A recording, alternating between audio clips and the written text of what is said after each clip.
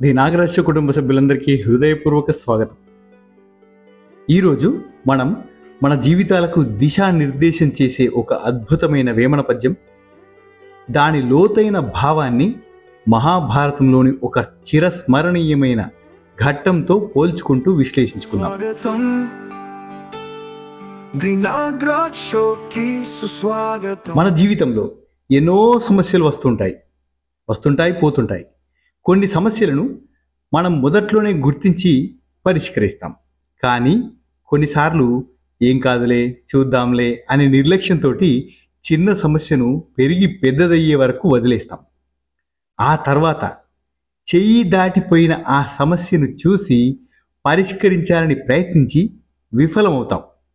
సరిగ్గా ఇదే విషయాన్ని 3 పంక్తులలో అద్భుతంగా సూటిగా మనసుకి హత్తుకునేలాగా యోగి వేమన గారు చెప్పారు. ఆ పద్యాన్ని విందాం రండి.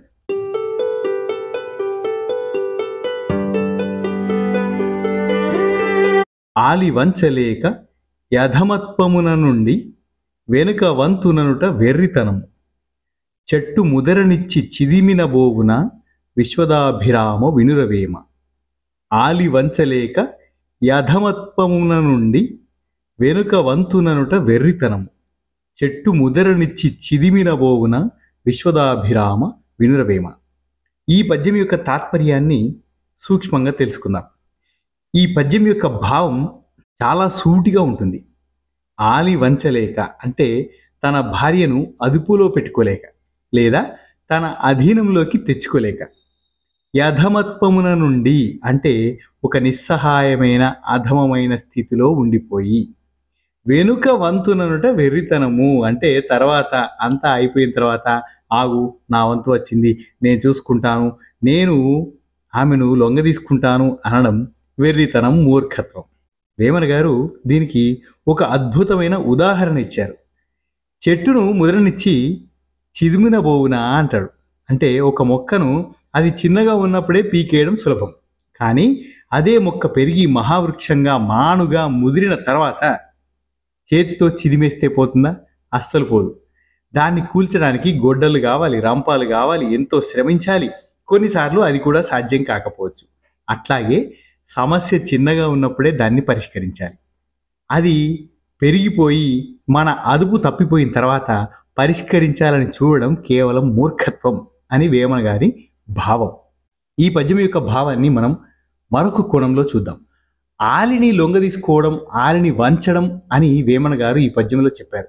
కానీ ఆ పాదాన్ని వదిలేసి మొక్కను ముదిరిన తర్వాత చిదిమేస్తే పోతుందా అనే పాదాన్ని మనం తీసుకొని దానికి ఒక అద్భుతమైనటువంటి మహాభారతంలోని ఘట్టాన్ని పోలుస్తూ ఉదహరించుకుందాం. ఎంతో అద్భుతంగా ఉండబోతుంది. ఆ ఘట్టం ఏంటంటే కురుసభలో పాండవుల ఓటమి, ద్రౌపది వస్త్రాపహరణం. ఈ కథ మహాభారతంలో పాండవుల కీర్తిని, వారి ఇంద్రప్రస్థ వైభవాన్ని చూసి ఓర్వలేని దుర్యోధనుడు తన మామ అయిన శకునితో కలిసి ఒక కుట్ర చేయడం, అదే మాయాజూదం. ధర్మరాజును జూదానికి ఆహ్వానించి అతని సర్వస్వాన్ని దోచుకోవాలనే పన్నాగం పన్నుతారు. అది సందర్భం. సమస్య యొక్క ఆరంభం ఎక్కడవుతుందంటే, జూదం వ్యసనం అని, అది అనర్థాలకు దారి తీస్తుంది అని క్షత్రియ ధర్మం ప్రకారం ఆహ్వానాన్ని మన్నించాలనే నియమానికి కట్టుబడి ధర్మరాజు జూదానికి అంటే జూదం మంచిది కాదు అని తెలిసినా కూడా ఒప్పుకుంటాడు. ఇక్కడే సమస్యకు బీజం పడుతుంది. ఇది ఆ చిన్న మొక్క.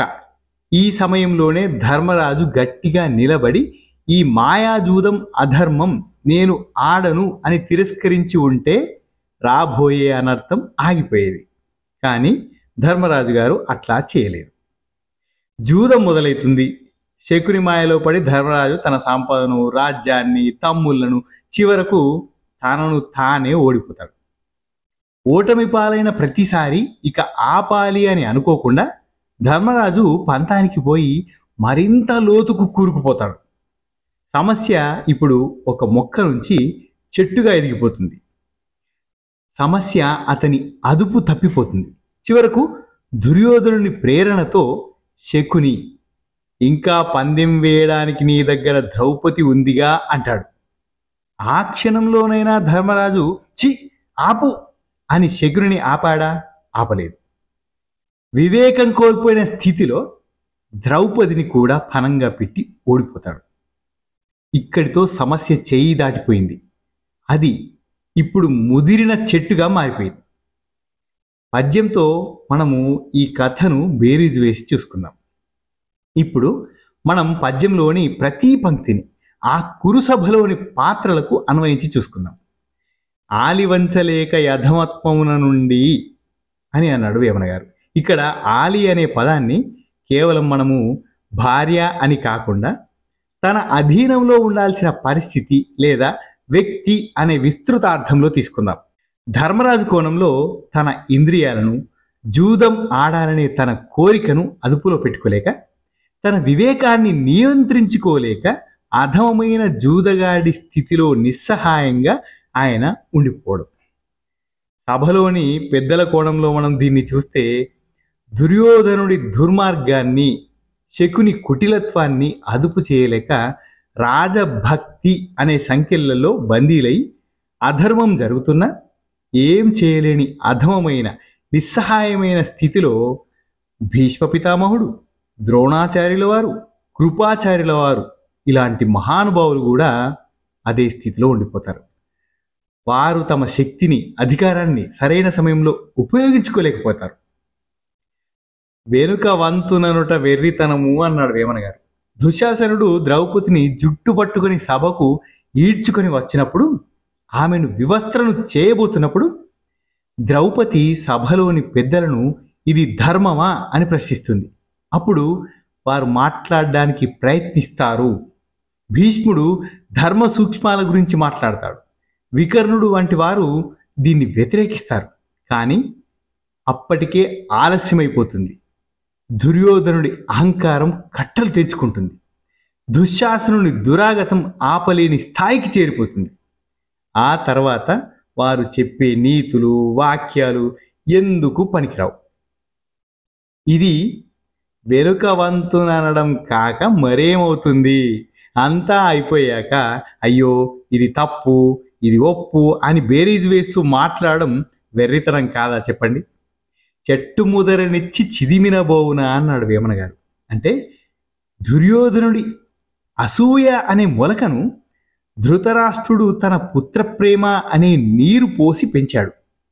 చిన్నప్పుడే వాడి దుర్బుద్ధిని గమనించి గద్దించి ఉంటే వాడు ఇంతటి రాక్షసుడుగా మారేవాడు కాదు.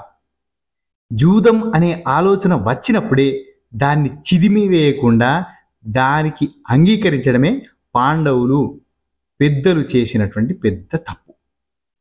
ఆ జూదం కొనసాగుతున్నప్పుడు ఒక్కో ఓటమి తర్వాత అయినా దాన్ని ఆపకుండా అది పెరిగి పెరిగి ద్రౌపదిని పణంగా పెట్టేంత మహావృక్షం అయ్యేంత వరకు కూడా ధర్మరాజు జూదాన్ని వదలలేదు. ఆ తర్వాత ద్రౌపది వస్త్రాపహరణం అనే ఘోరం జరుగుతున్నప్పుడు ఆ మహావృక్షాన్ని తమ మాటలతో, నీతులతో చిదిమేయాలని చూశారు. కానీ అది సాధ్యపడలేదు.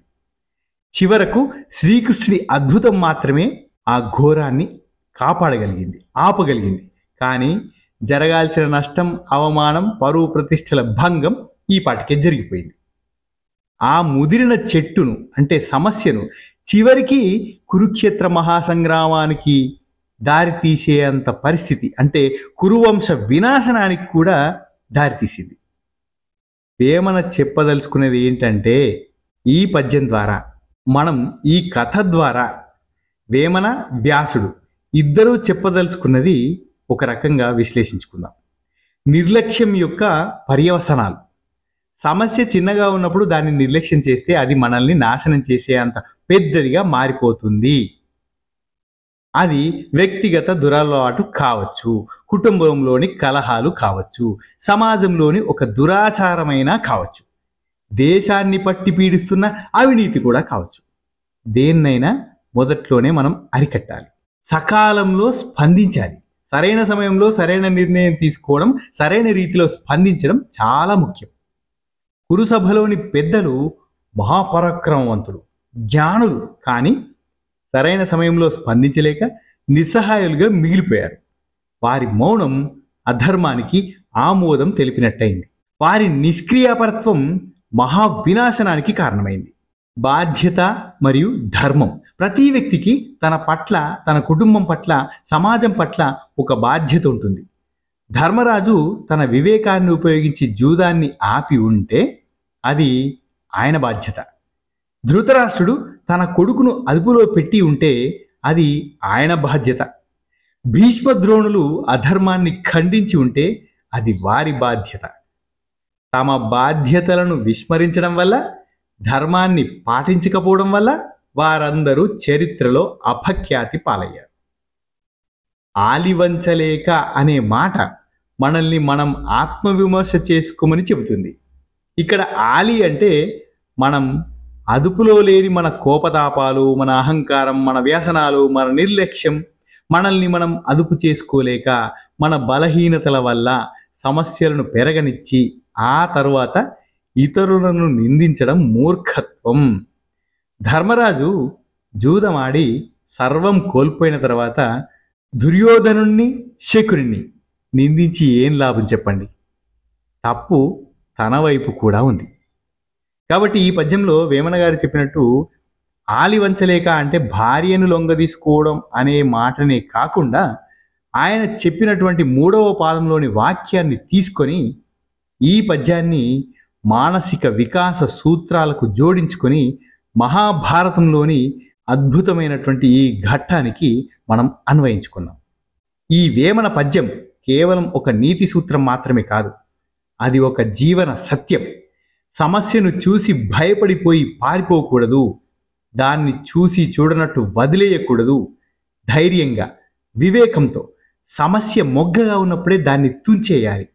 లేదంటే కురుసభలో పెద్దలు ఎదుర్కొన్న సమస్య, ధర్మరాజు పొందిన పరాభవం, పాండవులు అనుభవించిన అవమానం మన జీవితంలో కూడా మనకు ఎదురయ్యే అవకాశం ఉంది. ముదిరిన చెట్టును కూల్చడం కష్టం, అసాధ్యం కూడా. కానీ మొలకలను పీకేయడం చాలా సులభం. ఈ చిన్న సూత్రాన్ని మన జీవితాలకు అన్వయించుకుంటే ఎన్నో అనర్థాలను, విపత్తులను ఆపచ్చు. ఇదే వేమన మనకు అందిస్తున్న సార్వకాలీన, సార్వజనీన సందేశం. ఇలాంటి అద్భుతమైన పద్యాలను అందించిన వేమన గారికి హృదయపూర్వకంగా ధన్యవాదాలు తెలియజేస్తూ, ఇలాంటి అద్భుతమైన మరిన్ని పద్యాలను మరిన్ని అద్భుతమైనటువంటి సంఘటనలతో పోల్చుకుంటూ మీ ముందుకు వస్తాను. అంతవరకు సెలవు. ధన్యోస్మి. శుభం భూయాత్.